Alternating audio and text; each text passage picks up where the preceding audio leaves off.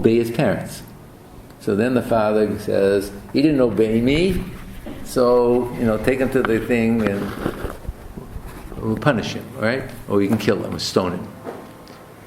So one of the arguments against that is, what does it mean he didn't hear the voice of his father and mother? So it says, it can only happen if the voice of the father and the voice of the mother are exactly the same, in the same tone, at the same time, and the same thing. It can never happen, right? If they take it out of its literal context. Now, when that took place, I don't know, but the legitimation is so counter-logical that you see a desperate attempt to put the brakes on an irrational biblical law.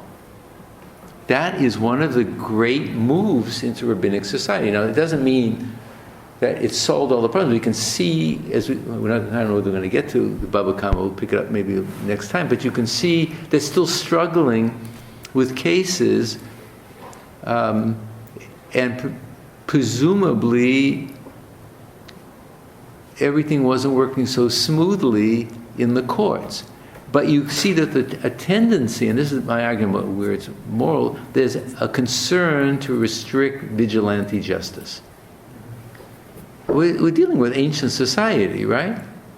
So when and whether this was restricted in all cases, and what cases could be resolved, what we would call small claims court, is a different thing. So, for example, if two men are fighting, and one guy accidentally hits another man's wife in the uterus and causes a miscarriage, right? They can actually solve this in a small claims court. It says v'natan b'flilim. That means that they have to go to small claims. They could agree on what would the damages be, but if they don't, then there has to be a whole other structure. So, I don't know if Max Weber has a whole huge discussion on the differences between irrational law, charismatic law, rational structures, and there's a whole spectrum. But you can see that there's a kind of movement towards that. If you're interested in some of those issues in connecting with biblical material, the legal section in my biblical interpretation, Ancient Israel, tries to show some of that, not in terms of the rabbinic material, but in terms of the biblical material. But I think you may be right that we have to be careful when we use terms like moral and ethical. But when we're trying to say, we're trying to create a structure of rational accountability, that is also taking it out of the hands of emotion and simply fundamentalist readings of the text. There's a movement against the fundamentalist reading of the text. And so it's a meta discussion about the inner logic of the text, right, about biblical exegesis. Yeah, yeah. I think that's part of what's going to be going on, and there'll be a lot of pushback because there's no simple way to resolve this simply in terms of equivalence. And then they give you some absurd answers, but they just sort of leave them open so that you see that you're between a rock and a hard place in a lot of cases.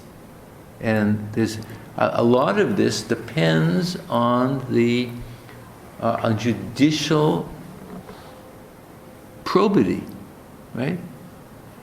That's the whole thing. Hevum mitunin badin, that a judge has to weigh things carefully. And what we're seeing here is weighing the issue of what is a damage and what is the compensation for damage. So in other words, I think that part of the issue that's so interesting here, at least from an epistemic point of view, right?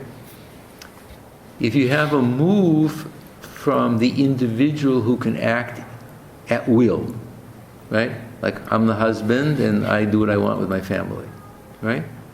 And there's an attempt to take that irrational behavior out of the hands, no, you're responsible to the court. Now we have a second order paradox.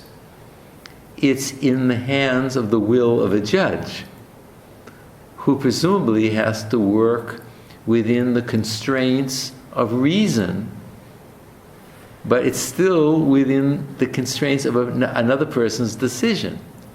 Right? So we moved it from irrational will to rational will, and the whole purpose of the discussion is to so constrain the judge by this discussion that you minimize the discretionary powers of irrational action. Right? I mean, otherwise you couldn't have a court system. There would be a revolution every day of the week. Sure, but these constraints are not because the judge, I mean, of course, it's reasonable and just for the judge to be just. We don't know that. However, right? It's a lot of. Is it an experienced judge? Is it the rabbis discuss that? I mean, you get paid back by the political system, or is he menused? Does he know what he's talking about? Does he sit on a court and he knows, or someone kind of tells him the answer before he goes in to sit down? But in a certain sense, the requirement for the judge to be just is not for him being just as a person who happens to be judge, but something that comes from the form of imitatio Dei. Well, I think the issue is, can I be, the judge has to say, can I be accountable to God's Torah and to the oral tradition at the same time, and then also reinterpret that Torah in a way that I can make it more just in relationship to the oral tradition. It's a series of paradoxes. It's a very interesting series. He's accountable to Scripture. He's also accountable to the oral tradition. But his first accountability is to the oral tradition and to the written tradition insofar as he can tweak it to make the oral tradition even stronger. I mean, it's a series of very interesting parables because we're again putting our trust in a lower court or a middle range court, right? So that's a question. Anyway. Last question. I think we'll have to pick up Bava Kamma next time. when you say fundamental, that is working against a fundamentalist reading in this case. By fundamentalist you mean just reading it at the first level of what seems to be intuition. The first level says that if it says eye for an eye, it means eye for an eye. Literally. I mean, right. In other words, it doesn't give us any indication that we have a right to read that at any level. I mean, the very rabbinic intervention that says, you say eye for an eye, how do you justify that? They're already saying that a straightforward reading is not going to be tolerated. Okay.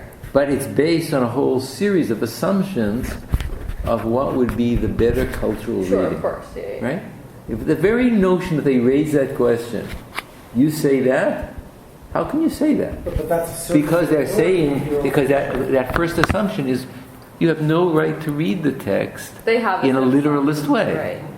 Right. Because they are so these are, you see that, we'll spend maybe 15-20 minutes on the Bava Kamma next time. I want to get on to the Midrash, but you can see that in all these cases, these questions are trying to find a way to produce rational order in society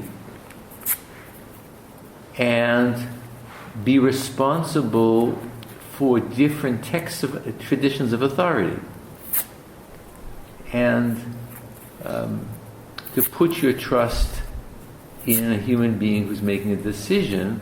So the law schools have to try to formulate it in such a way, in a certain sense, to constrain the issue of precedent so that a judge can't simply say whatever he wants if you don't have these issues, right?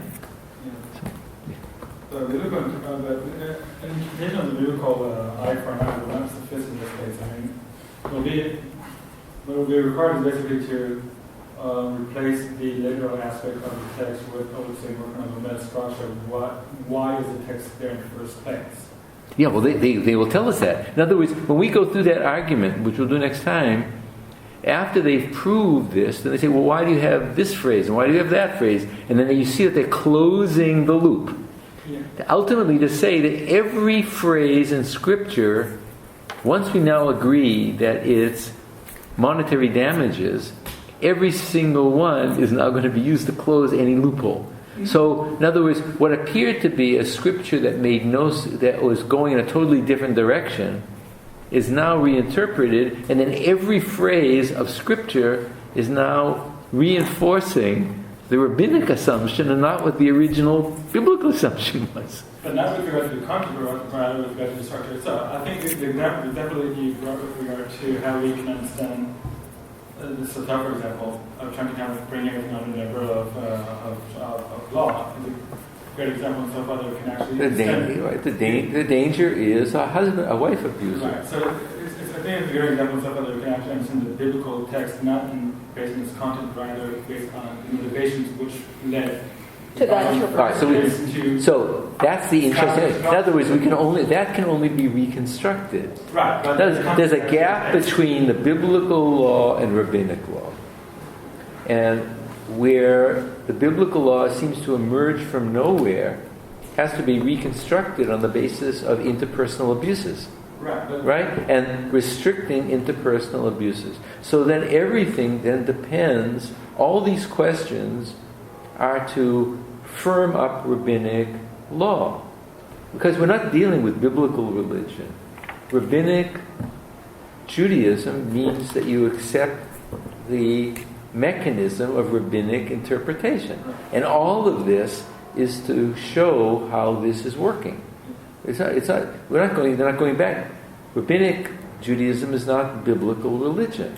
And so the commitment to it is the commitment to its form of reasoning. And here you see attempts to try to narrow the scope of egregious behaviors. But I think you're absolutely right. It's the interpreter has to see the gap between Scripture and the later tradition to imagine what would have been the human abuses that the text is trying to deal with. Because in many cases, rabbinic logic is counterintuitive in terms of what the biblical text is saying. So it's being pushed by a moral or social concern. And then ongoing tendencies say, well, you haven't gone far enough. You have to go farther, you have to go farther, you have to go farther. Say, well, okay. So then that becomes a decision, how far can I go? So would you say that basically the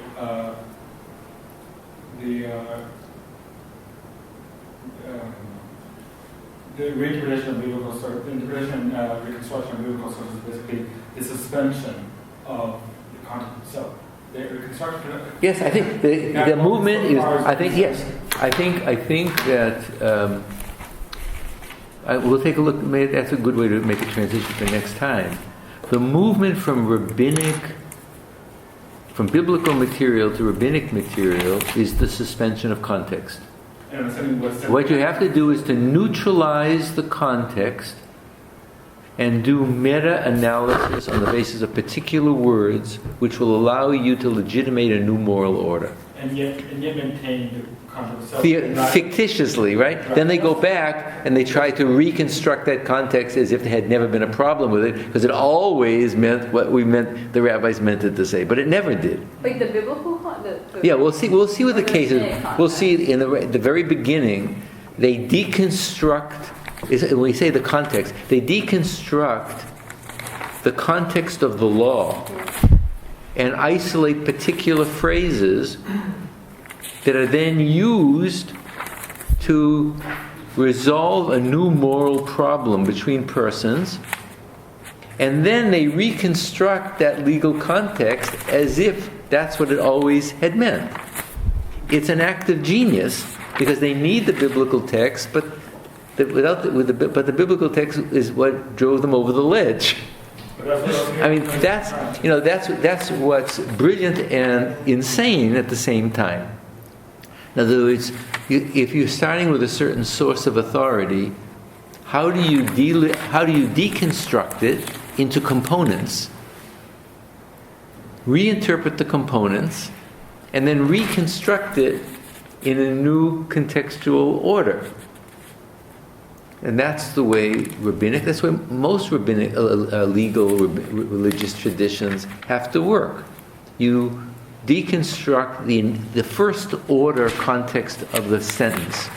You highlight certain phrases, you reinterpret those phrases, and then you use those reinterpretations to go back and reread the entire context from a totally new point of view.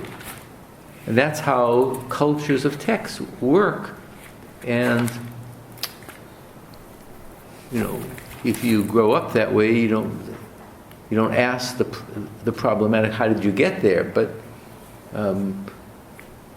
how do you get there allows you to see that the cultures are trying to solve real human abuses to men, women, and children. And they want to restrict that. And then the fights into the modern period is, you haven't gone far enough. There are new kinds of abuses, right? And then you have some people who will take that into account, and some people dig their heels in. But that's a different problem. Yeah. My opinion on this is that hasn't anyone analyzed the influence of Christianity and Islam and the need to differentiate Judaism from both? Yes. And the need to form it. Yes, but that's at the theological level. In other words, they can. Maybe one kind of text you might be interested in is by Boyarin on borderlines. Now, where the discussion has become more interesting now is that Judaism and Christianity mutually defined each other in relationship to one another. It was precisely in that the context of differentiation that rabbinic Judaism emerged and Christianity. They emerged in a mutually tense situation to distinguish where in other words, there wasn't, you could have a broad swath of ancient Judaism that included Jews who had messianic beliefs and so on and so forth. And the distinctions take place as a kind of mutual discussion over borderlines, right? And in that confrontation, the groups harden their positions, and that's a much larger problem of how these groups differentiate themselves when they originally had been part of a much more fluid group. But we'll come back. Let's at least pick up next time with this interesting question that was raised of deconstruction of context and reconstruction, and how the questions are used to reconstruct a new literary context in this way. So we also will turn to the Midrashim. I have in on the I don't think I gave you Hebrew texts because not everybody. So I think I'll make a couple of Hebrew texts for you. But those of you who can do, if you go to Regenstein 4, all the texts are there. I'll make a couple of easy paradigmatic texts. In some cases, the Mechilta texts are facing pages, so the Hebrew is there. But there are a couple of others. I tried to choose those texts where you have some translation. So if you want to look up the sources, I'll make a couple of texts that we'll look at. For those, a number of people have Hebrew, but I want to keep it at the level where we're going to be moving after we deal with the legal material to the theological, the kind of questions that are raised at a theological level, and how we move towards these cultural questions in Midrash Agadah, which is a very different form of questioning towards the text. But I think we have to start at this level of Gufei Torah, so the kind of the meat of it before we get. Yeah. So So I think for next time, because I'm characteristically going slower than I should, but I think these are helpful because we're trying to understand what questions are doing as cultural questions, not just, and the texts are really prompts to that. So what we're going to do next time is, let's say we'll spend, we only have the 2 hours next time. Let's spend no more than 30 minutes on the Baba Kamma. Okay, so go back over it so I can make some spotlight statements about that. And then we will, we're not going to get through, we have 2 meetings for the Midrash Agadah. I would say we'll, the material is varied, like in, it goes, all right, we'll at least do some of those texts in number 1, right? That begins with that paragraph. Do a number of those texts. That's what we'll certainly get to. All right? I don't know if we'll get to all of them, but the questions are formulated in different ways, and they open up unexpectedly radical theological solutions. So, all right. Stuff is interesting. At least I hope it's interesting to you. But keep your eye on the prize. The prize is to say, what do questions do to create culture? Right? We're not just asking, like, what is this text saying or meaning? I want you to try to do that, but the real issue is, how do questions help a culture establish and legitimate itself? And there's tons that can be done. I mean, no one's ever really... a full study on even some of this would be a major contribution. Using it as a way in. And it's never been done. So if any of this stimulates you in your own way, go for it. Go for it. Okay.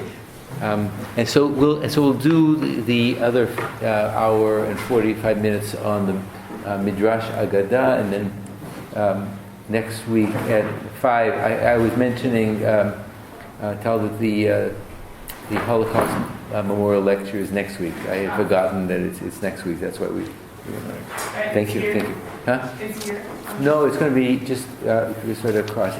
They actually, I think the person, the initial photography after the liberation of the camps, it's a discussion on that initial photography that's been a subject of a lot of discussion. But next week is Warsaw Ghetto and the Holocaust. So that's in Chicago.